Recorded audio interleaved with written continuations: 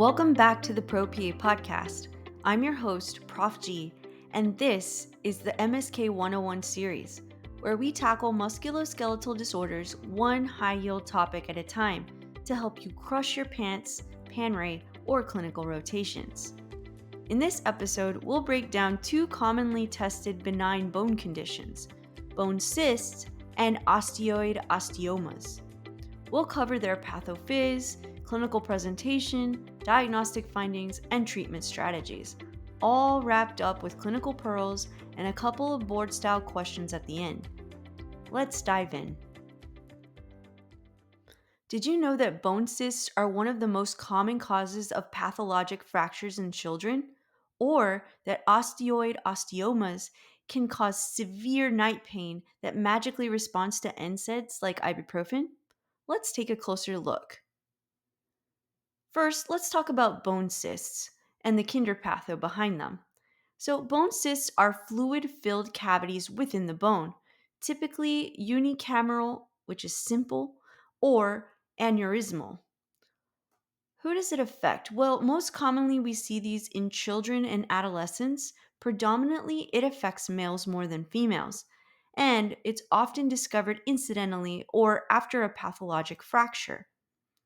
The location, well, these are commonly found in the proximal humerus or in the femur. Clinically, they tend to present usually asymptomatic unless a fracture occurs, and they may be present with localized pain after minimal trauma. The imaging for bone cysts, well, an x-ray is going to show a radiolucent lesion with thinning of the cortex. We often see a fallen fragment sign, and this is classic for a unicameral bone cyst. Treatment, well, observation is the mainstay of treatment if the patient is asymptomatic. We can also consider a steroid injection or a surgical curettage with bone grafting if it is large or recurrent. Book med versus street med, well, textbooks often suggest treatment for all cysts, but in practice, observation is common unless the cyst is causing structural weakness or pain.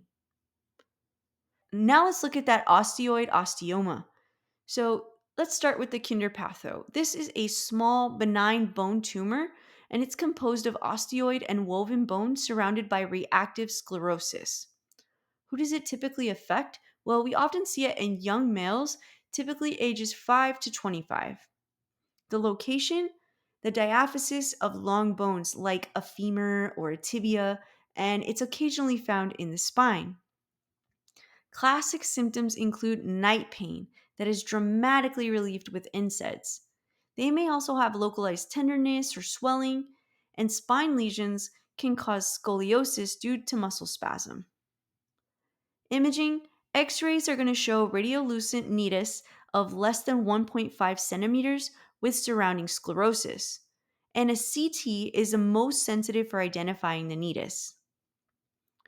Treatment, NSAIDs are often sufficient for pain relief, and we have to consider surgical excision or radiofrequency ablation if it's refractory.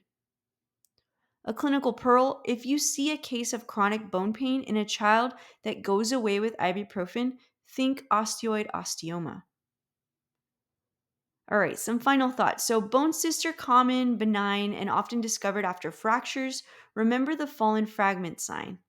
And osteoid osteoma is a textbook favorite. Night pain plus NSAID relief equals classic presentation. Know which imaging is best. An x-ray is a good first step, but CT is the most sensitive for osteoid osteoma. All right, now it's time for a few board-style review questions. Question 1. A 9-year-old boy presents after a minor fall. X-ray shows a radiolucent lesion in the proximal humerus with cortical thinning and a fallen fragment sign. What is the most likely diagnosis? Is it A, osteosarcoma, B, aneurysmal bone cyst, C, simple bone cyst, or D, Ewing sarcoma? I'll give you a few seconds. If you said C, simple bone cyst, you are correct. Remember, that fallen fragment sign is a classic sign of simple or unicameral bone cysts, especially in children. Question 2. A 16-year-old male presents with chronic leg pain that is worse at night and improves with ibuprofen. X-ray shows small radiolucent nidus with surrounding sclerosis in the tibial diaphysis. What is the next best diagnostic step? Is it A, MRI, B, CT scan, C, bone biopsy, or D, ultrasound? I'll give you a few seconds. If you said B, CT scan, you are correct. Remember, CT is the most sensitive imaging modality for identifying the nidus in osteoid osteomas. All right, well, if you found this episode to be helpful, make sure to follow the podcast and tap the notification bell so you never miss a clinical brief. And if you want more high yield medical content, visit our YouTube channel, Professor G PAC. And as always, this is the ProPA podcast, where future pros in medicine are made. Thanks for listening.